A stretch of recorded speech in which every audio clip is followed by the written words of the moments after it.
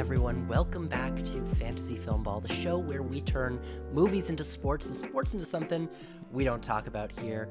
My name is Matt, and today I'm going to be doing my annual I Watched the Oscars Shortlisted Short Films So You Don't Have to video.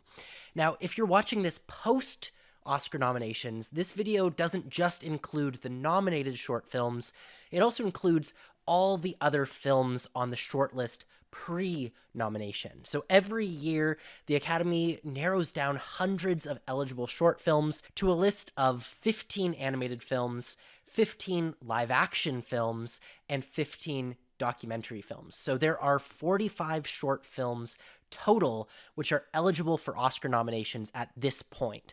And currently, I have seen 42 of those 45 due to 3 of them being completely unavailable to watch at this point. I have been doing this obsessive watching of the shortlists since 2020. So I watch all of the shortlisted films in order to learn more about the movies and help me make my predictions for the nominations. So in the years since I have started doing that, I have correctly predicted between 8 to 10 of the 15 short film nominees every single year. And in both years that Awards Expert has been operating, I have beat the Awards Expert consensus that has formed before nomination. And in the years before that, I was consistently beating Gold Derby. And when doing Oscar predictions, the short films can make or break your score. Doing above average in the short films can help you get a leg up. So my goal today is to give you a bit of a leg up. Now, I'm not telling you to predict exactly the same 15 films that I'm predicting to get nominations. What I want to do today is to give you all the information you need to make your own predictions. So for each film, I'm going to be telling you what the film's about so that you can identify relevant topics. I'm also going to tell you in some cases who made the film, in case this can tell us anything about the filmmaker's past performance or their industry connections. I'm also going to be telling you my own personal takes on each of the films, as well as the consensus based on LETTERBOXD and how other people seem to be responding to the film. I hope that you find this video informative, and I hope that this can help you get an above average score in predicting these short films. And if you like what you see, make sure you like, subscribe, and comment to let me know what you are doing for your short film predictions. Now, with that all said, let's get right into the video with the first category, one of my favorite categories in the entirety of the Oscars, Best Animated Short Subject. I love this category as an animation geek because it allows for so much experimentation and playfulness. In full-length feature film animation, so often, because animation's expensive, we end up just going towards the safest stuff. That's why we get the same sort of style of animated films over and over. In a short film, you get more playfulness, you get more experimentation, you get animators who are trying something that they would never, frankly, get the money to do in a full feature-length film. Sometimes this category gives us terrible winners, but usually we get a bunch of great nominees that are all visually distinct, playful, and experimental. Let's run it back for the past 10 years and look at some stats here that might help us a little bit in figuring out what types of films get nominated here. In the past 10 years, 12 of our 50 nominees have been stop motion, 13 of our 50 have been CG 3D animated, and 25 films have been done with hand-drawn traditional 2D animation. Also, the language, now this is not fully accurate, this is based on what I remember of these 50 films.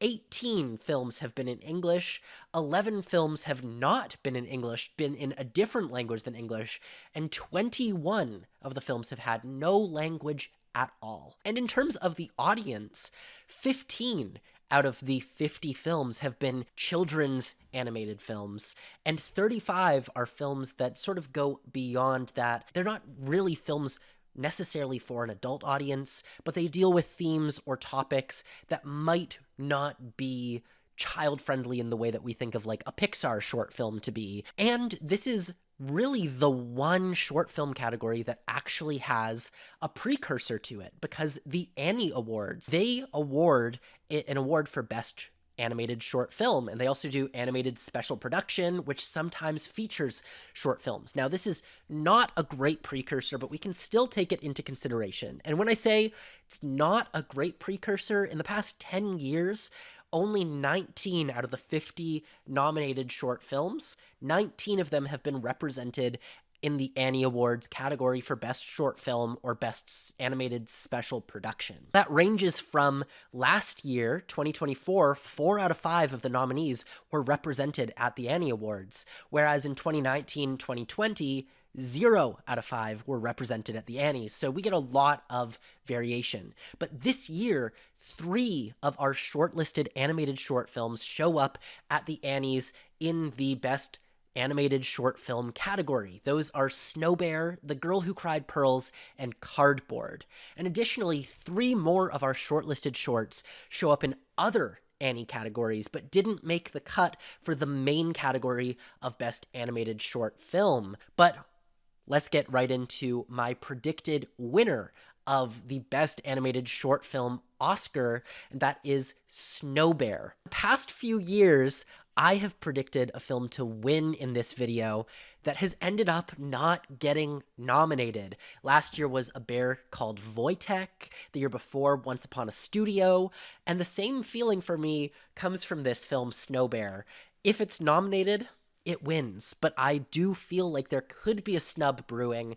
It would also just be silly to predict that at this point for a film like this. Snow Bear is about a polar bear who is looking for a friend, but in a melting Arctic landscape, it can't find a friend, so it builds another bear out of snow and has to protect it from melting in the sun. This is a completely 2D animated film done in a really classically Disney style with hand-drawn character animation that looks like it could have been done for a film like The Jungle Book with Baloo. The film is made by Aaron Blaise, who is a veteran Disney animator, best known for directing Brother Bear, and he also worked as a character animator on Mulan, Pocahontas, The Lion King, Aladdin, Beauty and the Beast. He has a lot of friends in the animation branch, and for his first film in over 20 years, he could have a base of support. Now, on a personal level, Snow Bear disappointed me a lot, honestly.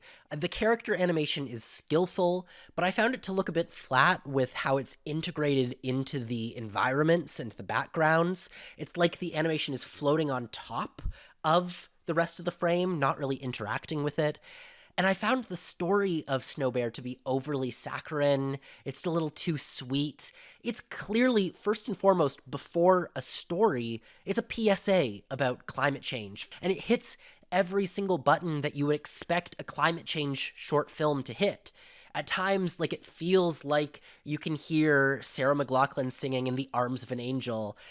It's cute for the sake of wringing emotion out of you, but look, don't listen to me on this one, because the consensus has this ranked as the highest rated short film in all of the categories by a mile and a half, with a 4.3 out of 5 rating on Letterboxd. That's higher than any Best Animated Short Oscar-winning film since The Wrong Trousers in 1993. So people love this film, and I'm predicting it to be number 1 because of this. People love this movie. And not just that, but it's traditional animation done by a veteran Disney animator with a lot of friends who vote. And if it can escape the curse of being the obvious frontrunner that doesn't get nominated, it should be the winner. This category doesn't really often go for movies with a message, but there's no sense in predicting this film to miss when it's such an overwhelming favorite in the category. Number 2 is The Shyness of Trees, a film that snuck up on me about halfway through with an emotional wallop. This is a film about a woman in her 40s who comes home to visit her aging mother and take care of her as she seems to have developed dementia. And the mother has formed a bond with the plants and the bugs in and around her home. And one night, this woman wakes up to find her mother has left the house barefoot, going out into the forest, where she merges together with the trees. And it's about grief, but it's the type of grief that's not mourning someone who's died, but a mourning of someone who's still alive and is disappearing bit by bit. It's a feeling that many adults caring for their aging parents experience. And this is also done in a 2D hand-drawn format, similar animation style to Little Amelie or The Character of Rain. The team of this one has 7 directors. It's a student film made by the world's best animation school, which is in Paris. It's a school called Gobelin. I just don't believe that any film in the past has been nominated in this category with 7 directors. I don't think that's ever happened before. I would have to look back, but from what I can remember, there has not been a film like this that's been nominated. But I will say, I've watched a lot of Gobelin films before, and they usually feel like very skillful tech demos. It's really rare to get a short film out of Gobelin that is as confident as this one is in its storytelling. So you can tell I'm really enthusiastic about this film. It made me cry. But what's the consensus on this one? Well, it's ranked number 3 out of 15 on LETTERBOXD in the category with a 3.9 out of 5 average score. The audiences love this one too. It's not just me. So I'm predicting it in second place in this category due to that emotional punch, and I'm assuming that many of the voters in the animation branch have experienced this type of story in their own lives, caring for aging parents, and what it feels like to go back home to an environment that no longer feels familiar. So that mixture of emotion, the technical skill, and the experimental qualities of the work, I think that is all enough to secure the nomination for this. My next predicted nomination is Playing God.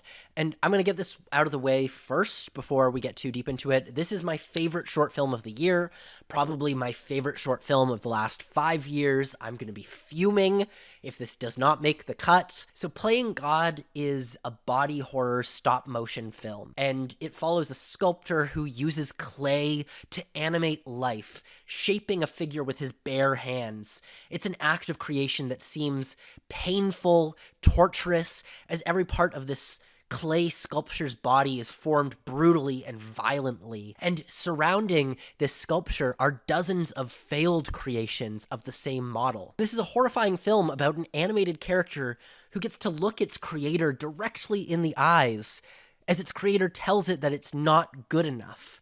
It's an existential horror movie while also leaning on these body horror visuals and sounds. And it's all stop motion, and it's a real animator's film, because the word to animate, of course, means to give something life. And it puts forward the idea that an animator is playing God with the puppets that they animate. Just like how in Toy Story, they ask the question, what do toys do when they're not being played with? Playing God asks what the flawed models on a stop-motion film do when they're tossed aside as not good enough. As I said before, this is my favorite by far of the bunch. I think it's brilliant, and the consensus here is close to agreeing with me. This is ranked number 2 out of 15 with a 3.9 out of 5 average rating. Anecdotally, though, I have a friend who is an animation branch Oscar voter, and he told me that this was his least favorite film of the 15 shortlisted. And he brought my mom along with him to the shortlist screening, and this was also her least favorite of the 15 films. And apparently many of his friends who are also animated film voters, they're also feeling similarly about this one. But that's only a small handful of the branch, and none of them work in stop motion. They are all 2D hand-drawn animated people, so I'm taking that with a bit of a grain of salt. It is a real animator's animated film, specifically stop-motion animators. I think it's going to get a huge chunk of their support in getting a nomination, and it also has something strong going for it, which is the memorability. When you're watching 15 films back to back to back, and then a week later you go to sit down to write down your ballot, you're going to gravitate towards the films that make a strong impression. You might like a film that you don't really remember a week later. So the films that are extremely memorable, that do something shocking or big, those are the films that get in. And in my opinion, through all three categories, shock factor and memorability is a big thing. And even though my friend and my mom did not like this film, both of them remembered it. There were other films that I mentioned to them that they said, I don't remember that one. This one, they both said, oh yeah, I remember that one. I hated it. That impact helps. At number 4, I have another one of the Annie Awards short film nominees, which is The Girl Who Cried Pearls. This is a French-Canadian film about a Parisian grandfather who catches his granddaughter snooping around his office, and he proceeds to tell her a story about his childhood in Montreal when he was a homeless boy living in the walls of another family's home. And he found out that the daughter of that family would create precious pearls when she cried, and he would collect these pearls, selling them to pawn shops to make money. It's a classic moral fable, and it has an interesting framing device to it. And this is a stop-motion animated film done with somewhat rudimentary puppets that don't have mouths that open. It has a real old-school puppet show feeling because of this. They're beautifully expressive puppets, but their faces stay almost still. And it reminds me a lot of a real, again, animator's animation. This looks and feels like a Quay Brothers film. And the Quay Brothers are a team that I think a lot of animators really revere, and I think that the influence here is something that the animation branch will notice and will really appreciate. And a major bonus for this one is that this was made by the National Film Board of Canada, which is the organization that holds the second most nominations in the category behind Disney. The NFB has slowed down. They've only gotten 4 nominations in the past 10 years, but they are still a major factor in the category that cannot be denied. And the directors behind this one have previously been nominated. In 2007, they were nominated in the short film category for Madame Tootly-Pootly. Personally, I love this film. I thought it was a beautiful moral fable done in a twisted, grim art style. It left a real impression on me, and I loved those Quay Brothers influences and references throughout. And the general consensus has this ranked just outside the top 5, 6 out of 15, with a score of 3.7 out of 5 on LETTERBOXD. So between its Annie nominations, being in the upper half of the consensus, having the National Film Board of Canada behind it, and just a general feeling that this is a movie that animators will love due to its references and visual style, I'm predicting this as a nomination. But I could see a world where this misses for being a bit too visually unsettling. And my number 5 nominee here is Autocar, which currently is predicted number 1 on Awards Expert. And before we get further into the video, I'm just going to say this.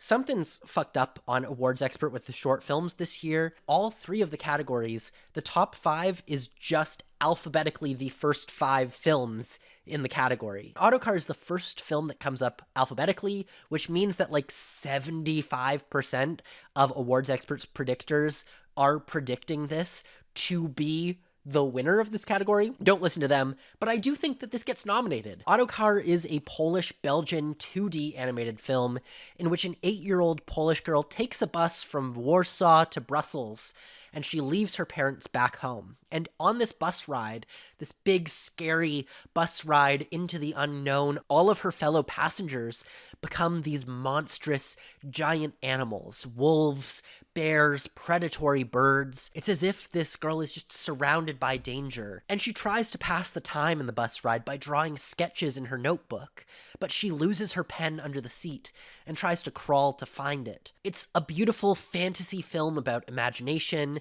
and it has this remarkable art style. It's almost monochromatic, hand-drawn, mixing watercolors together with pencils and markers. It's like it's sketches coming to life. Almost like these could be the drawings that this girl is drawing in her notebook, although far more polished. And the character design here is beautiful. It has excellent variation between the animals. It's just a really striking film to look at. While I am really enthusiastic about the visual style, I'm not in love with the film as a whole. I'd put it right in the middle of the category, But again, like, it just feels right to me. It fits with the feeling that I get from many previous nominees in the category. This sort of imaginative, childlike quality and view of the world. But like me, this floats in the middle of the general consensus on Letterboxd too. It is ranked 9 out of 15 there with a 3.7 out of 5, which is a very good score, but marginally it ends up in the bottom half here. I'm predicting it despite it being in the middle of my own preferences and the consensus, because it just feels like a nominee to me. It's imaginative, it's beautifully drawn, and it's personal, and it fits with past nominees like Pachyderm, Genius Loci, and Weekend. Moving outside of my top 5, number 6 is Retirement Plan, my first out of the pack, and it's one that I think many other people are going to put in their predictions. Now, this is a very simple film. It's about a man in his 30s who imagines what his life will be like when he's retired. The film's not really a short film as much as it is an animated poem or monologue. Domhnall Gleeson narrates, and he talks about all of these idealistic things that he wants to do when he's retired, like he's saving his entire life for the very end of it. And it's a very simple looking film. The animation feels like it could have been made in Flash or in a coloring book. There's a great Canadian animator, Toril Kuva, who uses a very similar animation style with blocky colors. I would say that the animation style in Retirement Plan is sort of reminiscent of Untitled Goose Game in some ways. It has that sort of cutesy, simple look to it. I'm not overly hot on this film, mostly because it's not really a short film. It's more just a poem that happens to have animation over it. And frankly, I don't find it to be a particularly good poem. It's a classic youth is wasted on the young, but it doesn't bring much perspective to that beyond, I'll have so much life to live when I'm older, but then I'll be old. Like Snow Bear, the consensus disagrees with me on this one. This is ranked 4 out of 15. It has an average score of 3.9 out of 5.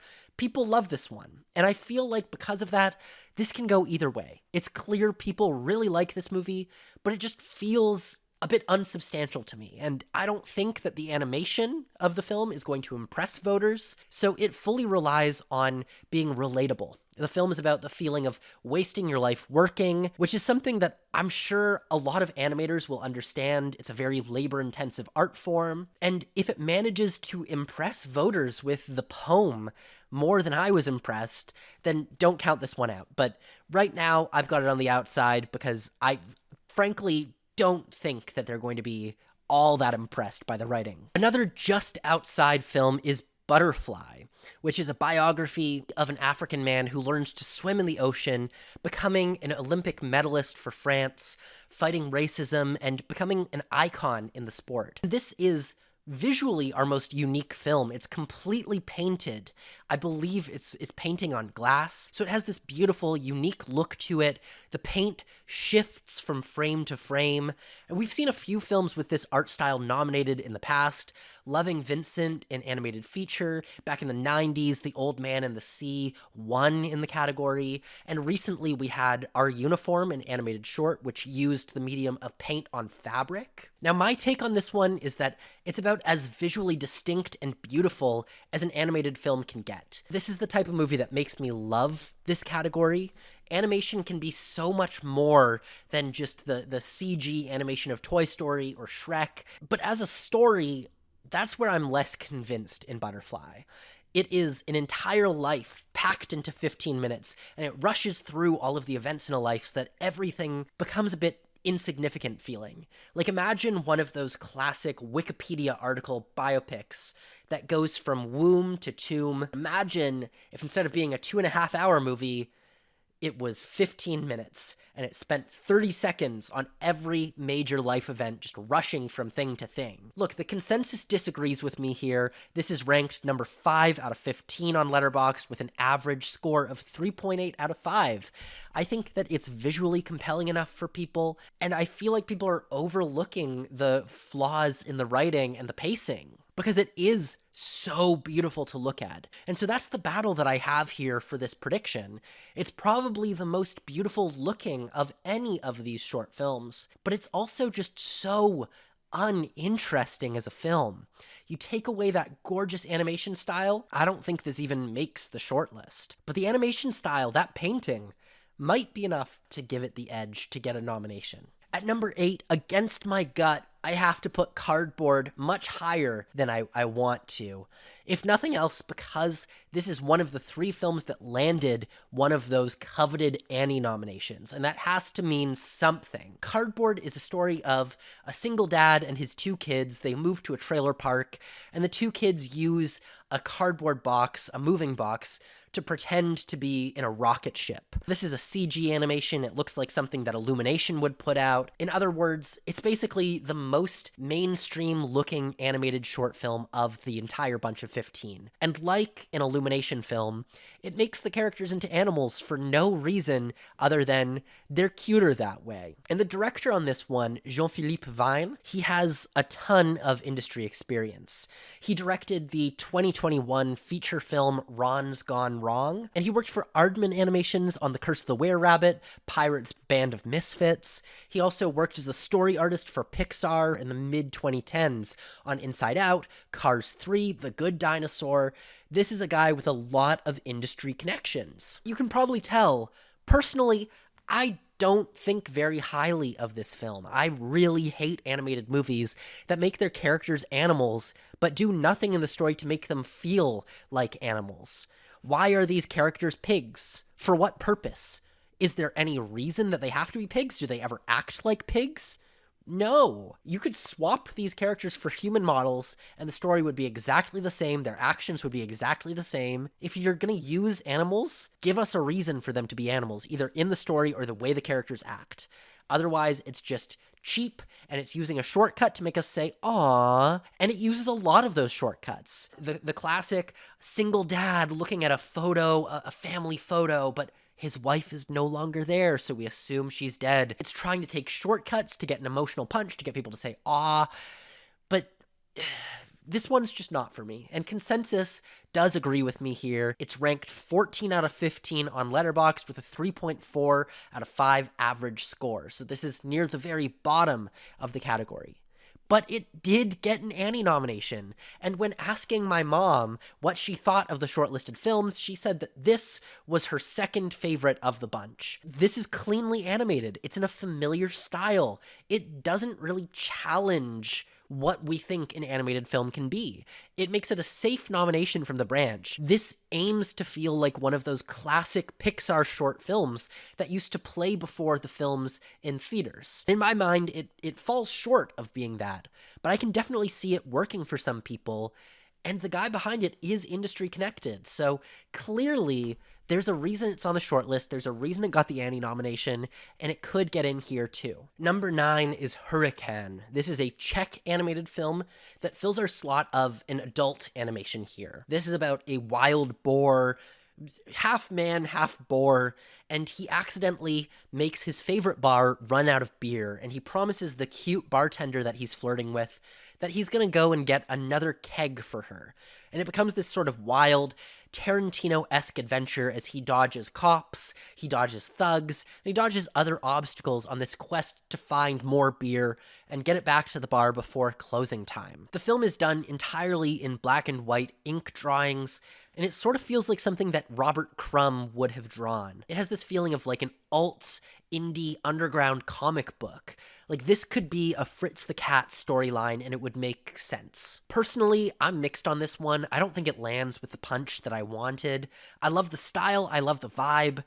The storyline didn't quite do it for me, but this does land in the upper half of the consensus. It ranks 7 out of 15 on Letterboxd with a score of 3.7 out of 5. And again, anecdotal, but my voter friend, this is his favorite film of the bunch. He loves this movie. If it gets nominated, this is his vote to win. And it makes sense because this is a guy who grew up on underground indie comics like the ones done by Robert Crumb. So this could get in based on it being our first real adult-oriented film here. I mean, we have other films that aren't for kids, but this is a film about drinking, running from the cops, doing coke, and generally just having a wild night out in the city. It's a film that's certainly going to be memorable when people go to vote, which could be a huge help. At number 10, I have The Three Sisters. This is a film about three sisters living on an island who, after an unfortunate mishap in which they lose their money to the ocean, they have to make the decision to put one of their three homes up for rent. And when a rugged sailor man moves into the home, all three sisters battle to impress him, changing their lives from colorless and drab into something more. It's our first film in the category that puts comedy first. The film is full of visual gags. It's a 2D animation mostly done in wide shots, zooming in and out to different actions. And the film is made by a previous nominee, famed Russian animator Konstantin Bronzit. He's previously been nominated for his films We Can't Live Without Cosmos in 2015 and Lavatory Love Story in 2008. And beyond that, he's primarily worked in Russian animated films. Doesn't have a lot of Hollywood connections, but he does have those past nominations. I hated this movie. I thought it was misogynistic. The jokes didn't land for me. And I didn't even find it to be particularly well animated. The whole film centered around the idea that these women's lives improved dramatically when this sailor man shows up, and that having this man to chase and fight over brought color and light to their otherwise gray lives. And I just can't buy into that. I think it's a dated synopsis for a story. And especially when the humor already doesn't land for me, this is just not a film I click with. And it's disappointing because I've seen one of this director's previous nominations, We Can't Live Without Cosmos, which I really did enjoy.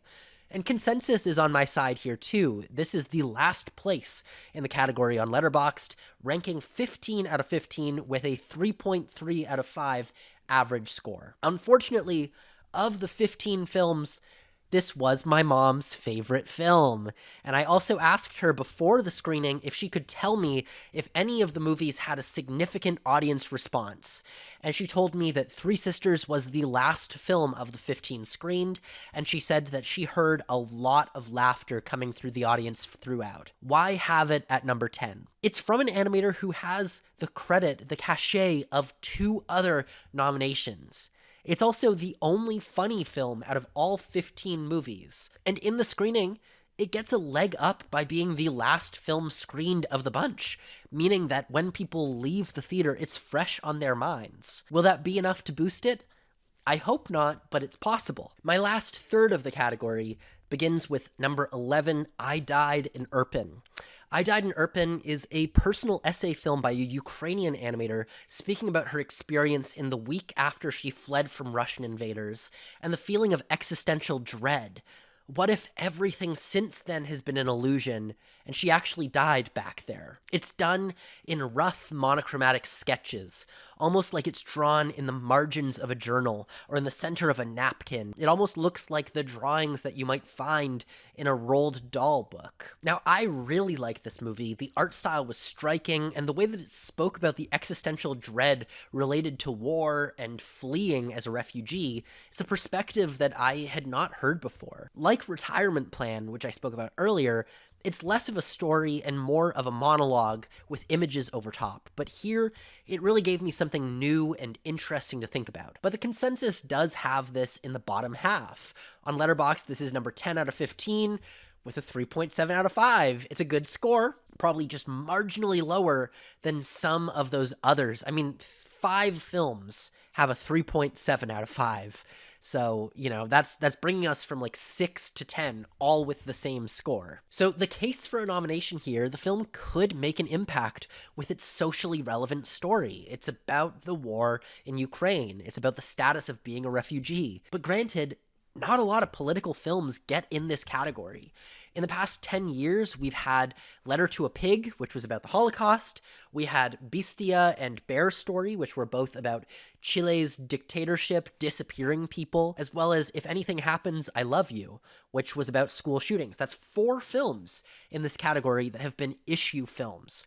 And without overwhelmingly strong consensus response around it, I can't predict this one overly highly for the category. Number 12 is Iru. Iru is about 3 tribes constantly at war: fire, water, earth. Iru is a young girl in the fire tribe, and she's taught from birth to hate her enemies, and she dreams of growing up to be a mighty warrior who kills the water and the earth tribe.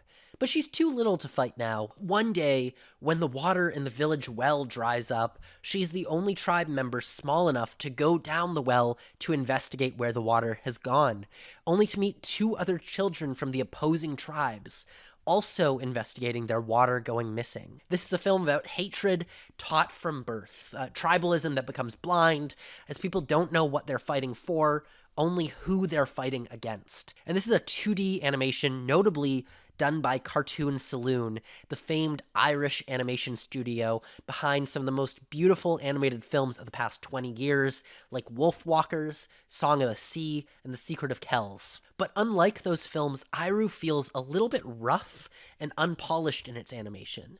It has Cartoon Saloon's beautiful design, but something about the animation doesn't feel quite as clean or as polished as I've come to expect from this studio. I don't love this film, but I also don't dislike it. It's a simplistic message, but it's told well. And it has some of Cartoon Saloon's classic flair, even if it doesn't hit quite like their other movies do. And consensus seems to feel the same that I do, you know? It's not getting the classic Cartoon Saloon level response. It's ranked 12 out of 15 on Letterboxd with a 3.6 out of 5. Again, not a bad rating, but it's not standing out from the bunch. It's also notably one of the films here that got an Annie nomination outside the main category, meaning that we have no question about whether the film was eligible or not.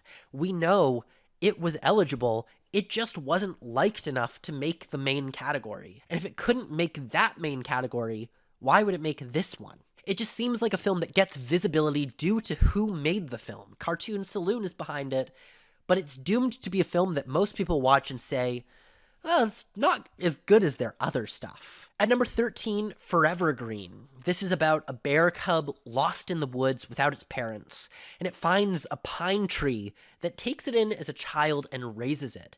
And eventually, when the bear becomes an adult, it wants to leave home, leaving its tree mom behind. Weirdly, near the end, it becomes pretty biblical. It's based on the parable of the prodigal son, but you don't really notice the biblical stuff until the very end when it starts dropping Bible quotes on screen. But this is notable for being one of the most beautiful looking films of the bunch. It's a CG animated film that emulates the style of wood carvings in stop motion, and the animation of the tree is just amazing. Her design, gorgeous. Every single pine needle on this tree looks like it's an individually carved piece of wood. It's stunning CG animation. This is the type of distinct, unique look in 3D animation that we don't see as much of typically. And talking about filmmakers who are connected, these guys are current Disney animators.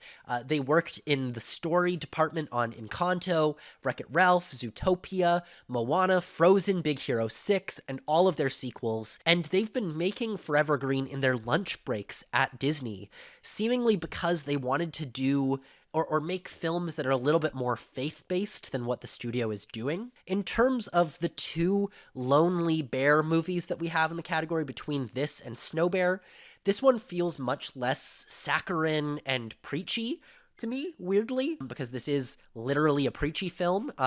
It is actually preaching something. I typically have an aversion to faith-based film, but you don't even really notice the Bible stuff in this one till the very end.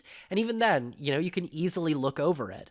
This doesn't feel like VeggieTales or another Sunday school type of animated film.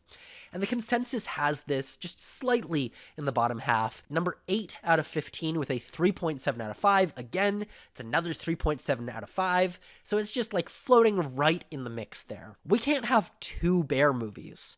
And Snow Bear seems so much stronger by every other metric. It got the Annie nomination. This one missed that main Annie nomination, but landed in other technical categories, meaning it was eligible.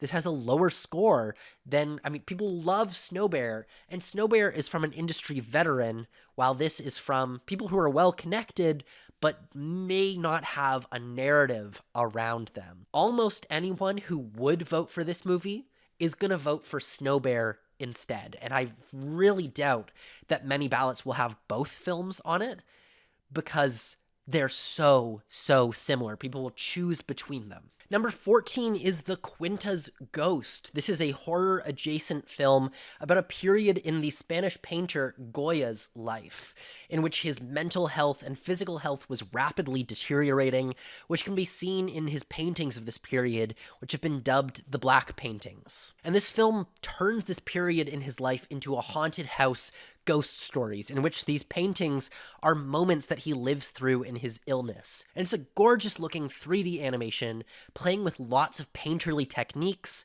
a lot of interplay between light and shadow. Goya would be very proud of the look of this film. The filmmaker behind this is Spanish, making this film in Spain. However, he's been working in the art department on many Hollywood animated films like Smurfs, TMNT, Mutant Mayhem, The Mitchells vs. the Machines, and he does a lot of character design work primarily. Certainly, though, has some Hollywood connections here. I like this one a lot. It's dark, it's spooky, it's weird, and it uses surrealism in an interesting way. I also think that it embodies the feeling of this period of Goya paintings pretty well. But the consensus has this in the bottom half, ranked 11 out of 15, 3.6 rating, and like Iru and Forever Green, this is one of the 3 Annie nominees outside the main category, again indicating it was eligible but not well liked enough to make it in the top 5. I think the hardest thing for this one is just how dark and twisted it feels. It's beautifully animated, but it feels like a nightmare without a really compelling story at its core. And that's not the type of movie that I think usually gets nominated. I already have one horror-adjacent film in my top 5, and that one feels like an animator's animation, and this one is not quite that. Number 15, The Night Boots, my last place in the category. This is a French animated film about a child who can't go to sleep for fear of the forest outside and the creatures that dwell in the darkness waiting to snatch him. But then he accompanies one of these scary, frightening creatures of the forest on an adventure, and he ends up overcoming his fears. And this one reminds me a bit of Over the Garden Wall in its animation style and sort of interplay between wholesome and creepy, maybe a bit of Coraline too in the character design. This is a 2D animation which uses this sort of creepy looking animation style. It looks like it should lean towards the gothic, but it's actually cute and sweet. It has that Over the Garden Wall mixture of creepy and wholesome and cozy. I'm not a huge fan of this one. The story just feels like something I've seen a million times. It's like if The Boy, the Mole, the Fox, and the Horse were trying to be spooky with like the wholesome, inspirational quotes and the child overcoming fears. And in terms of the consensus on Letterboxd here, this lands near the bottom, 13 out of 15 with a 3.6 out of 5 rating. And this is my last place here because it's just the film that I feel like has the least going for it. There's no real industry connections for the animator. There's no immense passion. It's a story that feels like it could easily be passed over, an animation style that is just outside the norm of what this category typically goes for. There's just not a lot in this film's favor, and I would venture that this is the film that most voters would be forgetting about when filling out their ballots. So in conclusion, in the animated category, my final 5 is Snow Bear, The Shyness of Trees, Playing God, The Girl Who Cried Pearls, and Autocar. That's 3 out of 5 with the consensus favorites on Letterboxd, with the other 2 being Retirement Plan and Butterfly. And of course, it's worth mentioning that Cardboard got the Annie nomination. Let's move over to the live action short subject category, where I have seen 14 out of 15 of the films. The film The Singers is unfortunately currently unavailable, but it was just bought by Netflix, which is a really good omen for that film. Now, just some observations before we start. In the past 10 years, the last 50 nominated films, let's talk about issue films. Films that talk about something pressing and relevant. Now, 27 out of the 50 films have been on a topic, meaning films about war, films about addiction, films about homelessness, films that speak to something that goes beyond the scope of just the film. So 27 films have been on a topic, while 23 films have had no major issue that the film is talking about. So it's almost a 50-50 split. And in terms of language, we have a split between 20 English language films and 30 non-English language films. This is a category that does not prioritize the English language like most other categories at the Oscars do. Of the last 50 films, only 6 of them have featured celebrities in any way as actors. A lot of the time, people gravitate towards, oh, there's someone that I recognize in this film, it's got to get nominated.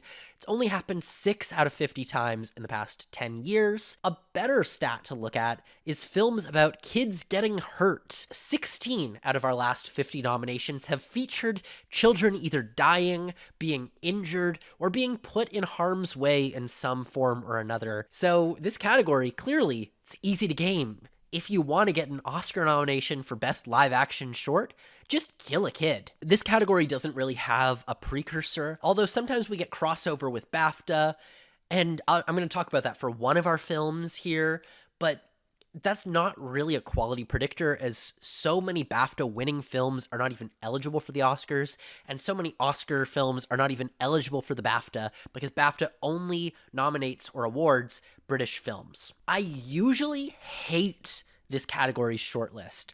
It usually feels like so much bottom-of-the-barrel stuff ends up here, like films that are just cloying for the attention of the Academy. But this year, the shortlist was actually pretty strong. I liked most of these films a lot. In fact, I think I actually was above the consensus on most of these films, which is not usually how this goes. So getting into Best Live Action Short Film, my predicted winner is Two People Exchanging Saliva. This is one of the strangest films to release this year. It's a surreal fantasy comedy set in a world where kissing is illegal and punishable with the death penalty. And people eat raw garlic to make their breath disgusting so no one will get close to them and kiss them. And also, it's a world where slaps are a form of currency, and sales attendants in stores will slap customers a certain amount of times for their purchases. And so this absurd film follows a clerk at a department store who begins to fall in love with a frequent customer and begins to wonder what kissing her would be like. It's a French film. Of course, it's strange and romantic. It sort of feels like if Yorgos Lanthimos made Amelie. That's how I would describe it. It stars the Iranian actress Zahra Amir Ebrahimi, best known for her work in Holy Spider, and I love this movie. It's wacky, it's strange, but somehow it grounds all of the absurdity in this world. My first semester at school this year, I made an absurdist short film comedy, and something that stuck with me that the professors told me is that an absurdist film can feel completely different to our world, but it needs to feel as though it makes sense within its own world. And Two People Exchanging Saliva is a great absurdist film because the world, it could never exist in our world, but it makes sense. It plays by a set of rules, and it's funny, weird, and romantic, despite how outlandish all of it is. It makes sense when you're watching the movie. And popular consensus has this one really high up as well. It's ranked 2 out of 15 on Letterboxd with a score of 3.9 out of 5. And when I talk to people about this category, it's one that everyone seems to highlight as one of their favorites and one that was especially memorable. Again, memorability is a big thing here. Films that shock people in some way or have a hook that keeps people thinking about it. That's what gets nominated here. That's why dead kid movies do so well in the live action shorts category, because shocking people means that they remember it when they go to their ballot. This film has no dead kids, but it's memorable in how strange and unique it is, and I can see some voters not liking it because it's so absurd and weird, but I really struggle to see anyone forgetting it. And also, if you look at the past few years of winners, I'm Not a Robot, The Wonderful Story of Henry Sugar, this fits with the quirkiness of our past few winners in the category. Number 2 is Rock, Paper, Scissors. This is last year's BAFTA-winning short film. And watching it, it makes sense. It makes sense why this would win the BAFTA. It is a strong-ass film. This is a Ukraine war film in which a bunker full of Ukrainians awaits evacuation while Russian soldiers close in from all sides outside. Meanwhile, a teenage boy is sent out as a scout to monitor the movement of the Russian soldiers and finds himself attempting to make a sacrifice in order to draw the Russians away. It's immediately memorable, it's relevant, and it understands that a war film can operate like a monster movie. It's not what you see, it's the waiting for what you don't see, which feels inevitably lurking just beyond the boundaries of the frame. Now, this is directed by a student of the National Film and Television School in the UK, but it feels like this student has been making action movies and war movies his entire life. There's such a confidence in the way that he shoots these scenes of tension and escalation. Clearly, I like this movie a lot. It's incredibly well made. It doesn't preach. It works exceptionally well as a message movie and as a wartime suspense action thriller. It's polished. It's doing exactly what it needs to do. And the consensus is on its side too. This is the first place film out of the 15 with a 4.0. People love this movie. It won the BAFTA for a reason. And while I don't expect it to pull a win here, a nomination feels really strong based on its mixture of a relevant topic, the strong audience reception for the film, and the polish of its filmmaking. Number 3 is The Singers, and unfortunately this is the one film of the 15 that I haven't seen, so I'm going off of what I can read about it online. The Singers is based on a story from the 19th century. It tells the story of an impromptu sing-off in a bar full of lonely, isolated men, and people are describing this as a cozy crowd pleaser with beautiful singing, which just looks beautiful and has a lot to say about masculinity without forcing a plot. It sounds like it really just is about a group of men in a bar starting to sing together out of nowhere. And that sounds lovely to me.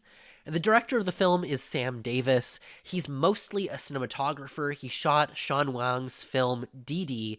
He also shot the Oscar-nominated short films, Nai Nai and Waipo, and the Oscar-winning documentary film, Period, End of Sentence. So this is an up-and-coming indie filmmaker, and getting an Oscar nom for a film he directed feels like the right trajectory for this guy. And like I mentioned before, Netflix just bought this one. Shows a ton of confidence from them because they clearly expect it to get a bump from a nomination. And the consensus on this one is also incredibly strong. It ranks 3 out of 15 with an average score of 3.8 out of 5. It's got Netflix backing, it's got audience love, it's got some industry cachet. This feels like a shoo-in for a nomination. Unfortunately, that also means that it ruins my goal of having seen every nominee on the day that the nominations are announced. So that's unfortunate, but this does seem like a really good bet for a nomination. At number 4, I'm going to break away from the films that have universal acclaim, because next up I have The Boy with White Skin. This tells the story of an albino child in Senegal whose father sells him to a group of gold miners. The film almost feels like a nightmare as this child is lowered deep into the earth, into this void of darkness, moving through the cavern with a flashlight, and the sound feels like a lion is about to swallow him. The ground is moving.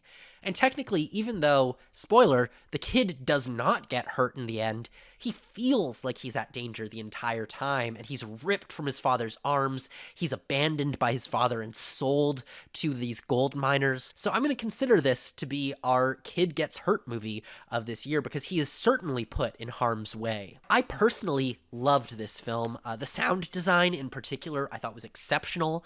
It really makes you feel like the ground is reacting to the boy. It creates this exceptional subjective perspective, gets you into the headspace of this boy who is just ripped away from his father and shoved into a hole in the ground. And the use of the flashlight underground does an amazing job of hiding things on the edge of the frame. It's just a gorgeously crafted film, and that puts it a huge cut above the regular kids getting hurt films that we typically see in the category, a lot of which are like bottom of the barrel stuff. But on the other hand, the general consensus on this film has this on the lower end, ranking 10 out of 15 with a 3.4 out of 5 rating. Now, I personally think that's crazy low, but I can see this might not be for everyone. But I'm still going to predict this because of its subject matter. There's a reason that this type of movie gets in all the time. It's memorable, it's visually distinct, it's sonically distinct. I think that this has the juice to get a nomination, and I think a lot of people will probably rank this as the worst in the category, but I will disagree with them. And lastly, at number 5, Beyond Silence. Beyond Silence is a conversation between two women.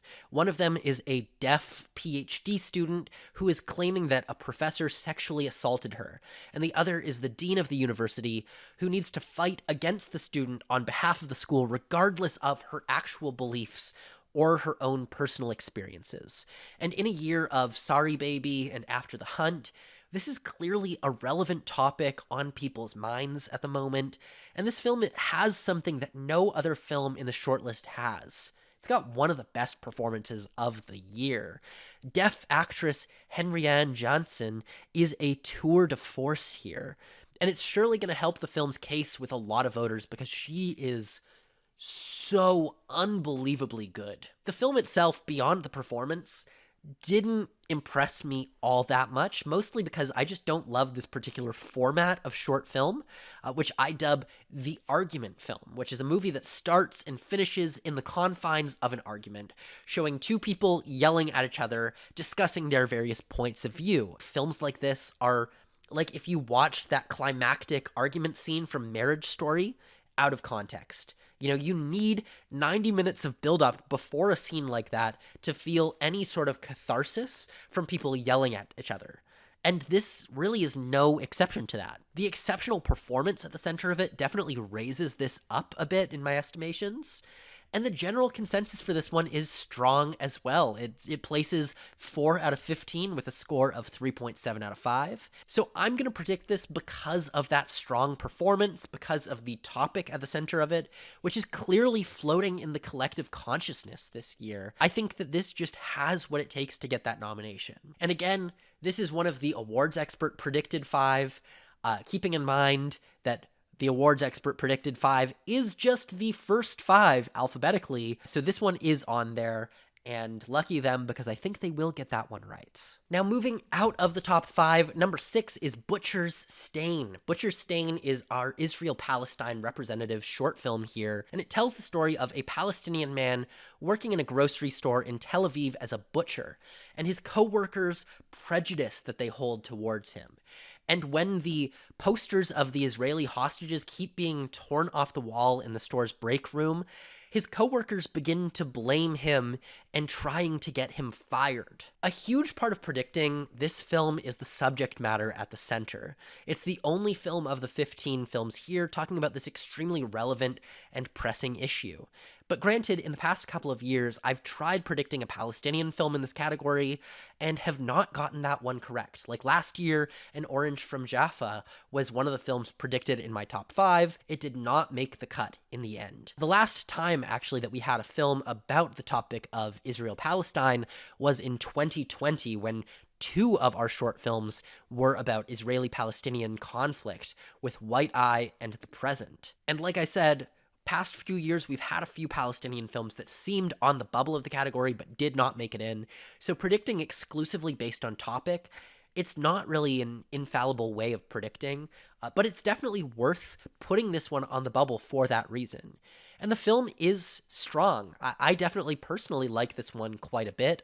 It does a good job of showing the rot of prejudice, how this hatred leads to malicious lies. My big complaint on the film really is just that there's an entire irrelevant subplot about the main character's family, and it's like 10 minutes that it takes us away from the main meat of the story.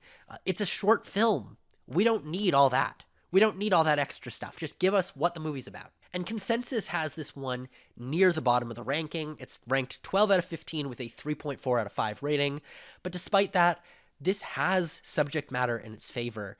And that does go a long way in this category. Like we saw here 50-50 films that talk about a topic, 50-50 films that don't talk about a topic. You can get a divisive film in here by exploring the right thing that people want to talk about that year. And another film that fits that bill kind of is Extremist, my number 7 pick, which is a true story about a small act of protest in Russia that led to 7 years in prison. A young lesbian artist in Moscow decides to place stickers on produce at the grocery store which say that Putin is committing war crimes in Ukraine. She places like 5 or 6 stickers total, and she ends up getting stomped out by the government and sent to jail. I'm a bit mixed on this one. I think it has a strong message. It's a well put together film, but it doesn't have that much in the way of plot.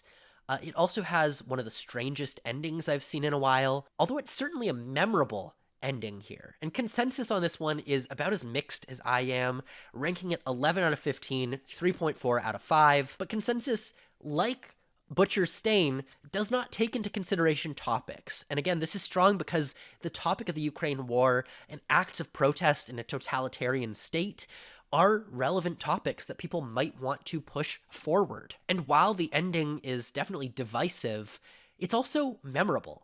And like I keep mentioning, memorability is a huge thing in the short film category. Number 8, Pantyhose. This is one that I have higher than most people will, because most people that I've encountered hate this movie. But this is a film with a very simple concept. A couple is about to leave for a gala when the wife realizes that she has a hole in her tights and she goes to change. And as they start to run late, they start to miss their Uber that's about to arrive. The husband begins to have a nervous breakdown. Like Beyond Silence, this is another argument film, but I think that this is a really effective argument film. The film is mostly a long take, and the camera usually doesn't move. I think it's stationary up until like the last 2 or 3 minutes. It just lets the actors play in the space and lets us feel the time pass as they get later and later for their event. And what I found effective here is the way that it just lets the camera run, and it allows the actors to portray years worth of tension, frustration within the marriage. The argument part of the film feels earned because both actors have clearly shown without any words everything that's bubbling below the surface of the relationship.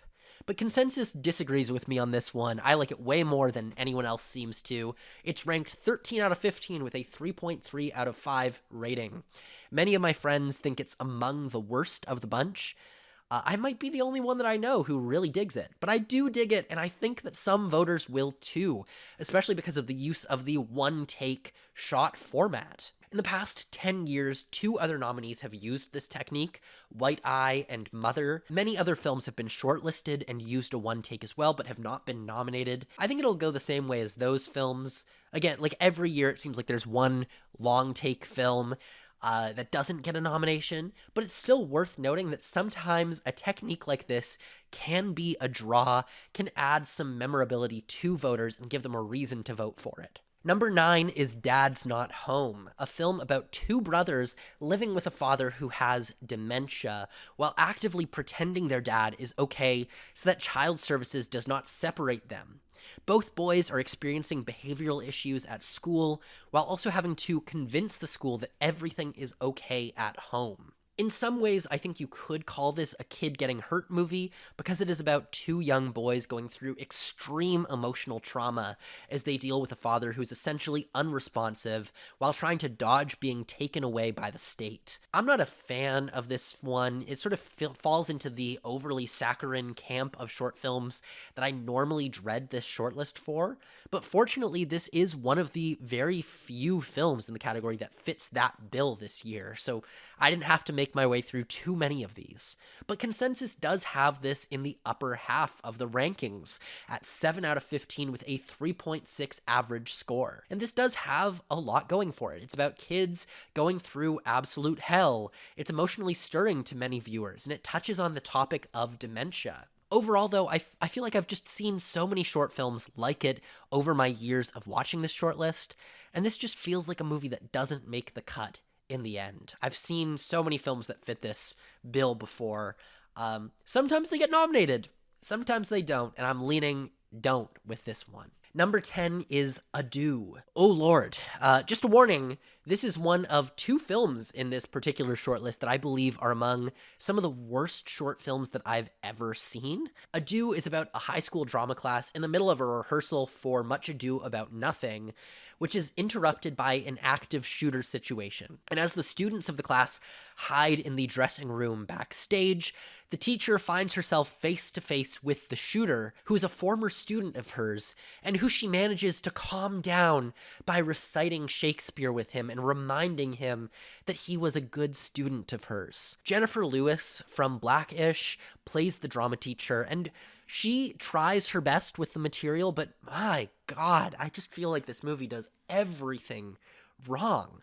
Like, I already think that any school shooter movie walks a very fine line of exploiting the topic for emotions, but to make a film where the art of theater manages to calm down a shooter and hold him at bay for like 10 minutes, that's fucking crazy. Half of this film's runtime is the drama teacher saying Shakespeare lines back and forth with an active shooter. That is fucking insane.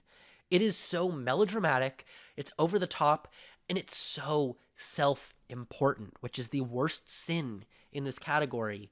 Unfortunately, a lot of self-important films do get the nomination, but consensus seems to feel the same as me. This sits at 14 out of 15 on the shortlist with a 3.2 out of 5 average score. That is far higher than I expected it to be. You know, you might say this sure sounds like a nominee, but the mold of divisive short film that we see in here typically, like Two Distant Strangers or Skin, those are films that are misguided thematically, maybe talk about their issues in a way that doesn't feel completely well thought through, but they are films that work pretty well on a story level. At least personally, I think that those are films that the issues with them are purely thematic. It's nothing to do with how the story plays out. Adieu has that thematically misguided thing while also having nothing really going for it on a story level. Like, most of the film is just a guy with a gun crying and saying a Shakespeare soliloquy to a drama teacher who's trying to calm him down. Like, there's not much going on story-wise. All it has going for it is that central topic of school shootings. And I don't think it does enough with this topic to get a nomination. At least I hope it does not. Number 11 is Jane Austen's period drama, and exactly like the title would have you believe, this is a comedy in which a Pride and Prejudice confession of love scene is interrupted by a woman's period bleeding through her clothes, which the man confessing his love interprets as a possibly fatal injury. And it's a funny premise, and the film turns into the woman and her sisters debating whether to keep this 19th century man ignorant or whether they should educate him about a woman's monthly cycle. It does a really great job of imitating the look of a period drama. It's flashy, it's clean, it looks like something that Joe Wright would have made in the 2000s. Like, this is Pride and Prejudice, this is Atonement. It does a great parody of that, but ultimately, it's like watching an SNL skit. It's a great hook for a joke, but it's a punchline that stretches for 13 minutes. I'm really not a fan of this one. It just goes on, and what starts off as like a really funny, they're doing, it's a period drama, but it's a period drama. Ooh. It's funny at first, but it stops being funny in the middle, and then it becomes funny again at the very end, I will say. But the consensus disagrees with me here. This is ranked number 6 out of 15. It has a 3.7 out of 5 average score. People really like this one. But every few years, we get one of these short films that is much more of a piece of sketch comedy than it is a short film. And because it stands out from the bunch in the shortlist and has a punchy premise to it, people start predicting it for a nomination, and it rarely does get a nomination. I think back to the Anne Frank gift shop from a few years back, which was pretty widely predicted to get a nomination and missed out. And last year we had I Am Not a Robot, which was our category winner. It almost fits into that category because it starts with a premise of a woman fails a CAPTCHA test and has an existential crisis thinking that she might be a robot. But that film stops being sketch comedy like 3 minutes in and moves in a more existential direction than what it could have been. But Jane Austen's period drama really just stays at that surface level. It's just sketch comedy, and that's why I'm not predicting it. I don't think that it's the type of film that's going to resonate with voters of this branch, because it's not a short film, it's a sketch. Number 12, A Friend of Dorothy. This is our celebrity short. It features Miriam Margolyes, Stephen Fry, and it's telling a story of an intergenerational friendship between a young man and an elderly woman whose backyard he accidentally kicks a ball over the fence into. Now, the elderly woman, Miriam Margolyes, used to be a part of the theater, and she would help young actors to find their education in drama. And the boy, who is willing to spend time with her, help her with chores, he has a secret desire to act, which she finds herself called to nurture and help him pursue. I'm clearly, from the facetious way I'm talking about it, I'm not really hot on this film. It's another one of those films that I usually dread on this short list. I think it's emotionally manipulative, a bit saccharine, and a little self-important with a real, like, acting can change the world vibe to it. The characters are all cliches and archetypes, and from the very first minute, you know how the film's gonna end. And you know that it's gonna try to use that to make you cry, and for me, it didn't work. It didn't work. But consensus says I'm wrong on this. This is ranked number 5 out of 15 with a 3.7 on LETTERBOXD. Clearly, this one's working for people out there. And while it does have the celebrities, it does have the emotions, it does have the audience liking it, I just believe in my core that it's too see-through in what it's doing. If the actors branch were the one voting, I would say, yeah, this gets a nomination for the way that it portrays theater as this world-changing thing. But the live-action shorts category is voted on by the short film and animation branch. So you're getting animators voting on this, and you're getting short filmmakers voting on this. And I don't think that they're going to be as inspired by the themes at its core here. I just don't see this being that group of voters' jam as a category that frequently snubs films featuring major actors or about the art of acting. Number 13 is The Pearl Comb, and this is a very unique film for the shortlist because it is a straight-up piece of British folk horror filmmaking. It tells the story of a medical investigator who's come to check out a miracle, a woman with no medical training who's been curing her town of impossible-to-cure diseases. When speaking with this woman, she tells a story about how a mermaid granted her late husband the power to heal, which also comes with a curse, that every 7 years, someone from his family must die in the ocean. It's a creepy, twisty mermaid horror movie, and I, for one, believe we need more mermaid horror movies. Mermaids are scary as hell. This manages to do something, though, that many horror shorts fail at. It actually creeps me out. And it delivers a hell of an ending twist. But the consensus has this in the bottom half. It's ranked 8 out of 15, 3.5 score. And generally, this just isn't the type of movie that gets nominated. It's a mermaid horror movie. It's lucky to be shortlisted. It's not getting a nomination, even though that would be so cool if it did. Number 14 is Amarela. This is a small story about a Japanese girl living in Brazil. She wants to be accepted by her classmates during the World Cup, but in the middle of a game, a classmate makes fun of her and turns her into an other, to which she responds physically by pushing him. It's a small film. Not much happens in it. And then it's over.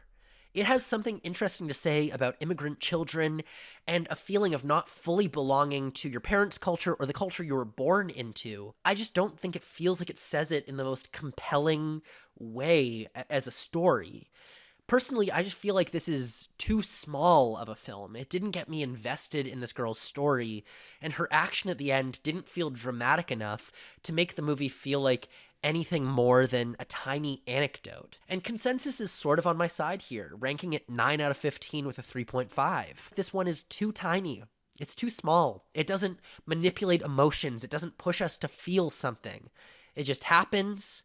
It insists on no importance in itself, and I respect that in a category that is usually full of films that are desperate to tell you just how important this story is. This one has no self-aggrandization, and I respect the hell out of it, but that's also why I don't see a nomination coming for this movie. It's just too small. It's not memorable. And number 15... the polar opposite of Amarela, the most self-important film I have maybe ever seen, Butterfly on a Wheel. This is the ultra inspirational story of a musical prodigy with OCD who processes his traumatic stage fright and attempts to get a girlfriend. The filmmaker behind this is an Emmy-winning composer, and it feels like he funneled as much money as he could into this with the sole purpose of winning an Oscar. Every element feels like it's stolen from past Oscar bait films, compressed into a 30-minute overload of all of these elements. Like, it could be a great parody of films that desperately want an Academy Award. Everything about it just feels wrong. It just makes me mad. There's this ultra glossy production design that makes no sense. Like, why is this student in downtown Toronto living in a flat that you would expect to see in, like, The Wolf of Wall Street? How does he afford this? And the writing of the girl in this who falls in love with the main character after meeting him one time. What the hell? And there's a brother character who every line he says feels like it's ripped from an inspirational poster from, like, your aunt's Facebook wall. And it's full of these "I am a surgeon" level acting moments. It's just I'm at a loss. I'm at a loss. It's slop, and it's slick looking. There's money behind this one, but it's genuinely one of the worst films that I've seen in quite some time. And it's also unfortunately Canadian, as I am. And it's sad for me because Heated Rivalry just made me feel like Canadian content was really having a moment, and this smacked me right back down to earth. And the consensus agrees with me here. This is ranked 15 out of 15 in the category with a whopping 2.8 out of 5. I think that is a generous score for what this movie is. It's not getting nominated. I don't even understand how it's shortlisted. Have faith with me. This cannot get a nomination. Otherwise, there's something clearly wrong in how this category is operating. So that's the end of the live action short category. Again, as a reminder, my top 5 here are Two People Exchanging Saliva, Rock, Paper, Scissors, The Singers, The Boy with White Skin, and Beyond Silence. That is 4 out of 5 aligning with the Letterboxd consensus favorites, missing A Friend of Dorothy.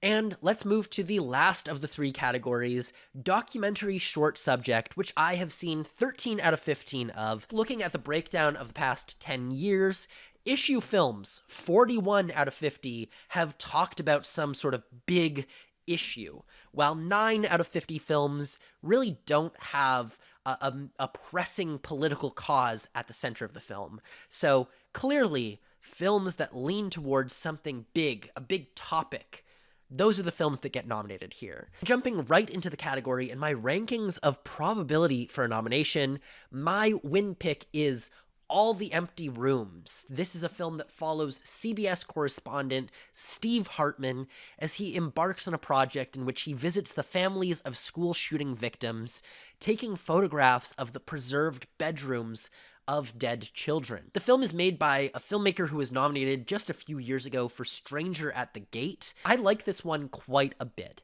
It does exactly what it needs to do to get the point across, and it also holds the media accountable in a way that I found quite satisfying. It's very clear in its talking about how the media centering the shooters in these situations instead of the victims has led to an increase in shootings and people trying to beat the high scores of previous shooters. And general consensus is aligned with me on this, ranking it 2 out of 15 in the category with a 4.0 average score.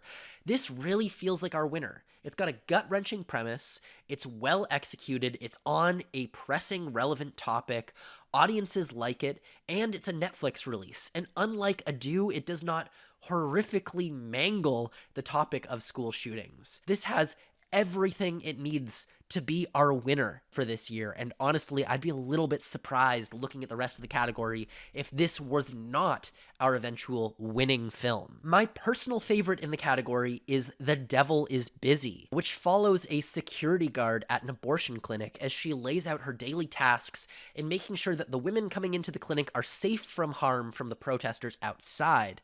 It also does a really good job of exploring the security guard's relationship with religion to make it it clear that being religious does not have to equal spewing hatred outside the clinic, and being religious does not have to be opposed to being pro-choice. And notably, this film is directed by Gita Gandbir, who might be a double nominee this year between this film and her feature, The Perfect Neighbor. And honestly, there is a world where she wins both categories. How crazy would that be? I don't know. I might have to fact check on this. I think she might be the first person to do that if she were to win. And like I said, this is my favorite in the category. The character of the security guard at the center of this is so interesting in her warmth and the care that she puts into her job, and it does an excellent job of making you feel the threat of the protesters and the acts of terrorism that have happened in similar clinics before. It lays out all of its arguments extremely well without ever feeling like it's preaching to the audience. It's just an extremely strong documentary all around. And Consensus agrees with me again, ranking this number 1 out of 15 with a 4.0 average score, putting this as the highest film in the category. Letterboxd really got this one right. Audiences love it. It's an important topic, and beyond that, it's a chance to give a long overdue documentary filmmaker her first and second nominations in the same year between this and The Perfect Neighbor. This just feels like a sure thing for me. It's so strong. And at number 2, that's where my certainty in this category ends, because everything else feels very up in the air as to what gets nominated. So I'm going to go for an art film as my third place here, which is Perfectly a Strangeness. This is an experimental documentary in which 3 donkeys wander across the desert, happening upon an abandoned observatory, which opens up the universe to them as night falls. It's not a documentary in the conventional sense. It's gorgeously photographed images of donkeys, and it manages to edit a narrative and create characters out of these animals as though they're searching the desert for something, and then being exposed to the world of astronomy and the majesty of the stars in the night sky.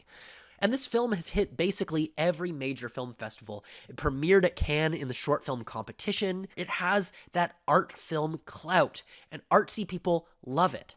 Now, I wish I loved it too. But I just didn't buy into the narrative that's being built here through the editing. I didn't buy the motivation of the donkeys that it's trying to create through edits. And the Consensus doesn't seem to buy it either.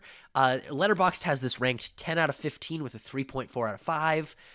But it just feels unique and different in a category full of films that sort of feel kind of samey. This just looks stunning, it has cute animals, and it's clearly made with artful intent, and it could speak to a certain cohort of the documentary branch. It reminds me a lot of the nominated documentary Haul Out from a few years back, which also didn't have much narrative to it, but did have a lot of beautifully photographed, interesting images of animals. So this could be a nomination that's cut from the same cloth as Haul Out. At number 4, I have Armed with Only a Camera, The Life and Death of Brent Renaud. This film is an ode to war journalism and those with the courage to go to places that no one else will go without a gun, just carrying a camera. The filmmaker behind this makes a tribute to his brother, Brent, who was killed in the Ukrainian war, and it goes through Brent Renaud's life and his career, using all of the footage that he captured in various conflicts worldwide. My take on this one is that the footage is obviously powerful, but sometimes the film struggles to get to the core of the person behind the camera, which is the purpose of the documentary. It's meant to be about the filmmaker's brother, but it sometimes feels like a documentary about 5 different conflicts more than it is about a documentary about one person who filmed all these 5 different conflicts. There's a lot of documentaries like this that get lost in this issue, where they become more fascinated with the big topic than the anchor that brings those big topics together. You know, I want to see something more personal than just a film that touches on what happened in these various wars that were being filmed. But Consensus disagrees with me here on this one. It's ranked 4 out of 15 with a 3.6 out of 5 average score. And look, documentarians in this branch, they're likely to enjoy a film tribute to the work that documentarians do, the people that put themselves at risk to tell stories. This feels like a film that's going to resonate most with this group of voters, people who do the type of work that's covered in this film. And it does cover a lot in its 30-minute runtime. A lot of ground is covered. There's a lot of things that people can cling on to. So I feel like this could be a really strong shout for a nomination. And rounding out my category, I am putting at number 5, On Healing Land, Birds Perch. This is one of the 2 films that I haven't seen.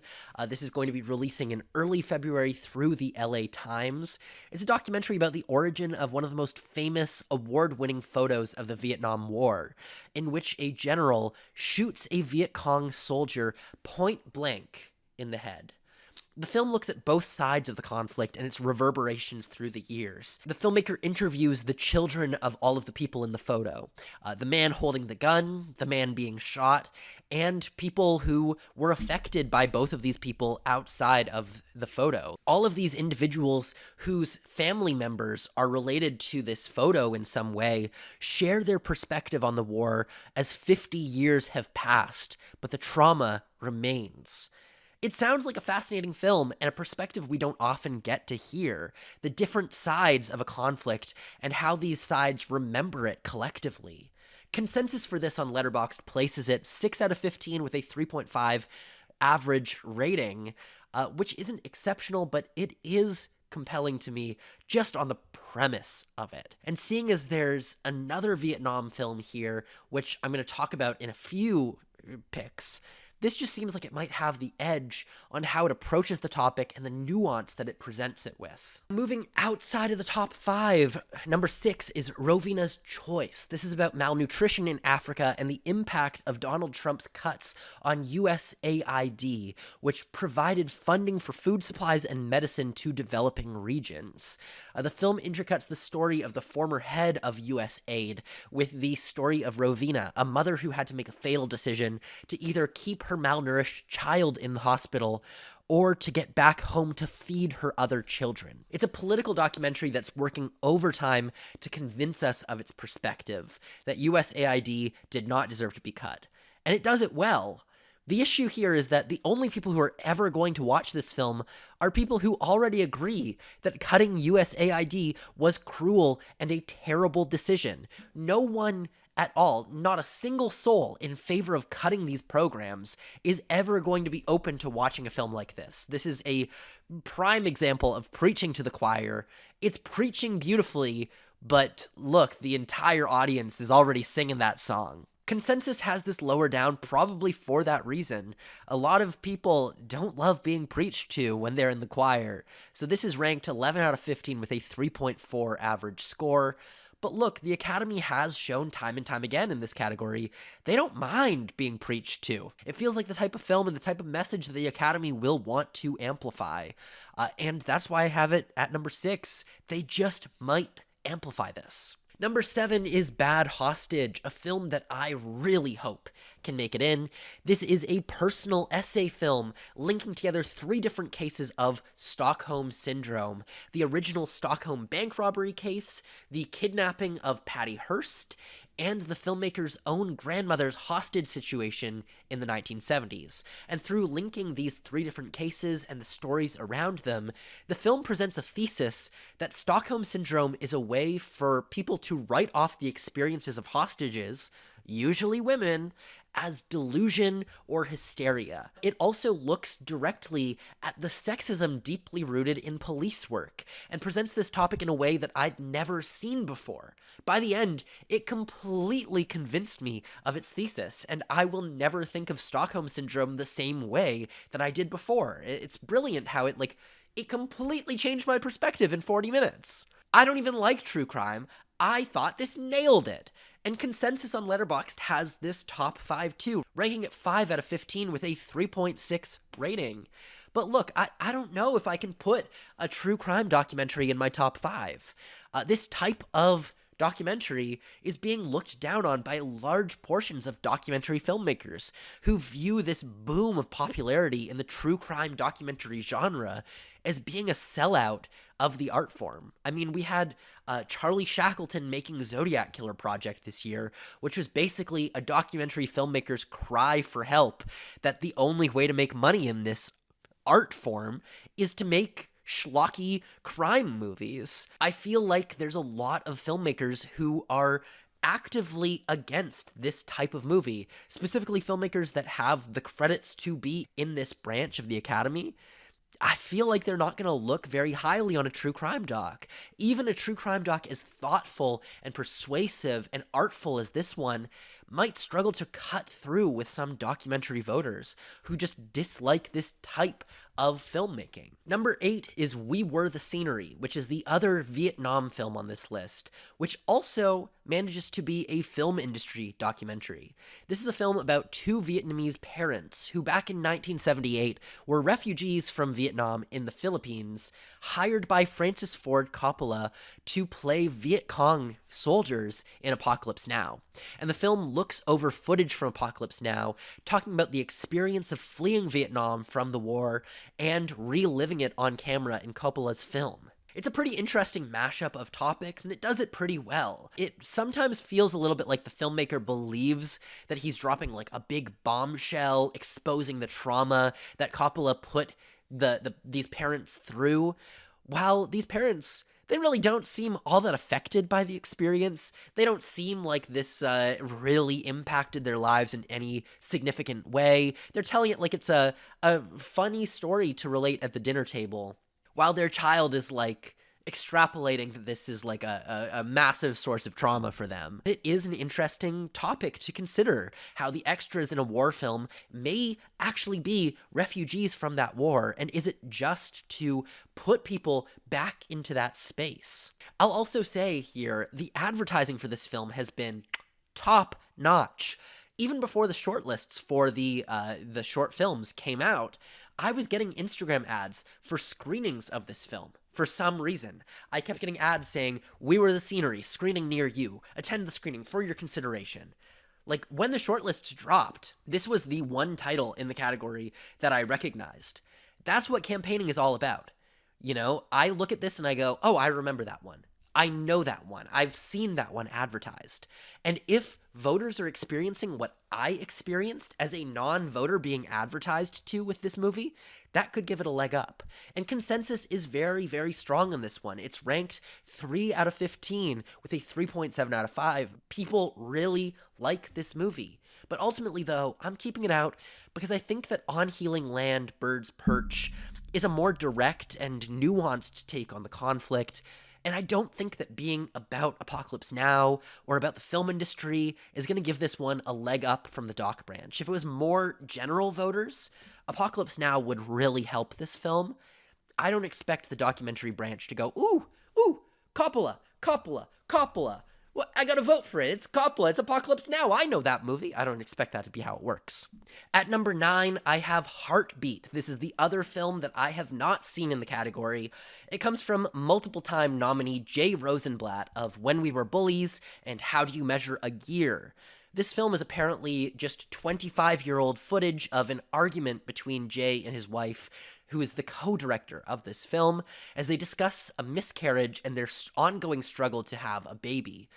Again, I haven't seen the film, but friends of mine who have managed to see the film described it as really exploitative, just watching home video footage of a couple arguing as Jay shoves a camera in his wife's face as she cries about her miscarriage. My friends said that it felt intrusive. They felt like it wasn't insightful in any way, and they felt like this is stuff that they should not be watching. And consensus follows along with him. This is ranked 15 out of 15 for the documentary films, rating 3.0 out of 5. It would be easy to predict this one because the filmmaker has multiple previous nominations, but this film doesn't seem to have the same hook to it that Rosenblatt's previous nominations had. His first nomination, When We Were Bullies, repurposed old photographs and archival material in a playful, like, collage format of editing. And How Do You Measure a Year brought this classic idea of, what if I were to film my kid every year on their birthday and ask them the same questions? I think it's an idea that a lot of people have had, but very few people have actually done. It's a simple personal idea that anyone could do, but it's actually followed through with. Heartbeat doesn't sound like it has the same hook to it that those previous films have had. This just sounds like home video footage spliced together, and it sounds like something that we shouldn't be seeing. I don't think that Jay Rosenblatt is like Diane Warren. I don't think that his name is enough for a nomination to just appear for him for whatever he does. And frankly, this film just doesn't seem as compelling as his past two films were for nominations. Number 10 is Cashing Out, a film that subverted my expectations from the beginning. This is a film about the AIDS epidemic and the investors who purchased the life insurance policies of dying AIDS patients in order to cash in on their policies when they died. And at first, hearing that premise, I expected this to be about how ghoulish that is, how evil it is to cash in on the life insurance policies of dying AIDS patients. But the film quickly shows that this industry actually hugely benefited people dying of AIDS, improving their quality of life, paying for their medical bills, and allowing them to escape from poverty for the months to years before they passed away. It's a film that really surprised me in the turnaround from beginning to end. The film is made by the son of one of these investors, so he might be biased in his portrayal of this, but it really seems like this is a way for the director to reckon with this topic, especially as a gay man who now doesn't have to live in fear of HIV/AIDS. The film ends up being really morally complex in a way that seems challenging to achieve. It really makes you think about the moral complexity of this topic, the gray area that it exists in. I do think, however, that the structure of it was a bit messy at times, especially in how it brings the three main subjects together, despite all of their experiences being really far apart. And Consensus does have this in the top half. This is ranked 7 out of 15, 3.5 rating. Subject matter here is strong, but the edit could use some tightening to it. And I think that a major reason I have it out right now is that edit. And it also might be a bit too morally gray for some voters. It's not always comfortable. It really challenges you. At number 11, Chasing Time. This is the sequel to the 2012 Oscar nominee for Best Original Song, Chasing Ice.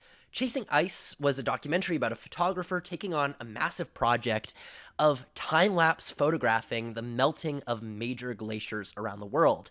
This was a multi-decade project, and in Chasing Time, we see the conclusion of this project as the photographer goes around the world to take down all of the cameras. To me, this is a film about how futile it must feel to be an environmental activist.